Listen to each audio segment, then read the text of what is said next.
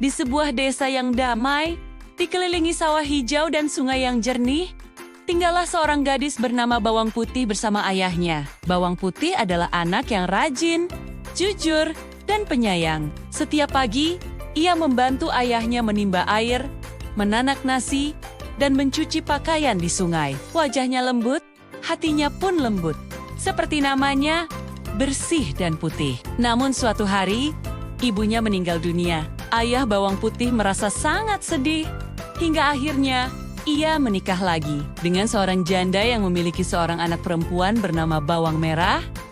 Awalnya, Bawang Putih senang karena ia berpikir akan memiliki kakak baru. Namun ternyata, Bawang Merah dan ibunya tidak sebaik yang ia bayangkan. Mereka iri hati pada kebaikan dan kecantikan Bawang Putih.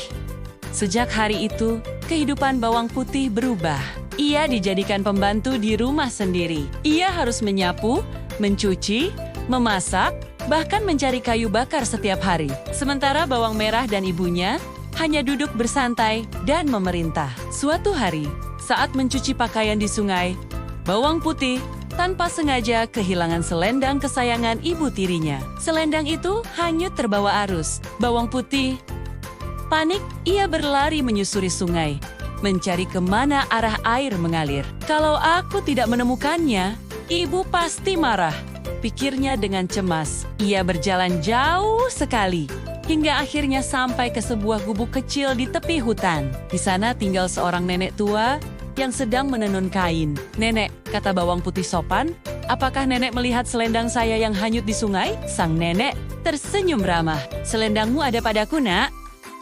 Tapi sebelum kuberikan, maukah kau membantuku sebentar?" Bawang Putih mengangguk. Ia membantu nenek itu menyapu rumah, menimba air, memasak, dan menenun kain. Ia bekerja tanpa mengeluh, dengan hati tulus. Setelah semua selesai, nenek itu tersenyum. "Nak, kau anak yang baik. Sebagai hadiah, pilihlah salah satu dari dua labu ini. Satu besar dan berat, satu lagi kecil dan ringan." Bawang Putih tidak serakah. Ia memilih labu kecil sambil berkata lembut, "Yang kecil saja, Nek. Saya tak mau merepotkan." Nenek itu tersenyum bahagia. Pulanglah dengan hati tenang dan bukalah labu itu di rumah. Sesampainya di rumah, Bawang Putih membuka labu kecil itu di dapur. Dan tiba-tiba, cahaya emas memancar keluar. Di dalamnya ada emas, perhiasan, dan permata yang berkilau. Bawang Putih terkejut dan bersyukur. Ia segera mengucapkan doa dan berterima kasih kepada nenek yang baik hati itu. Namun, ibu tiri dan Bawang Merah yang melihatnya langsung iri. Mereka menyusun rencana jahat. Keesokan harinya, Bawang Merah berpura-pura kehilangan selendang dan pergi ke sungai meniru Bawang Putih. Ia juga menemukan gubuk nenek tua. Namun saat nenek itu meminta tolong, Bawang Merah malas dan kasar. "Aku tidak punya waktu untuk pekerjaan kotor seperti ini," katanya.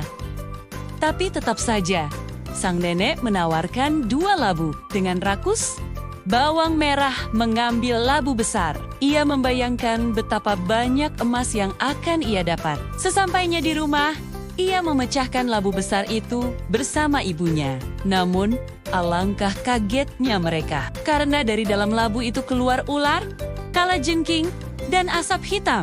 Ibu tiri dan Bawang Merah berteriak ketakutan dan berlari keluar rumah. Mereka menyesali keserakahan dan kejahatan mereka, sementara Bawang Putih tetap hidup dengan damai, menjadi gadis yang dicintai banyak orang karena kebaikannya anak-anak. Kisah Bawang Merah dan Bawang Putih mengajarkan kita bahwa kebaikan hati akan selalu menemukan jalannya untuk kembali kepada kita. Meskipun kita diperlakukan tidak adil, tetaplah berbuat baik dan jujur. Karena Tuhan selalu melihat hati yang bersih dan tulus. Kebaikan mungkin tak langsung dibalas, tapi ia akan selalu menemukan jalan pulang ke hati yang tulus.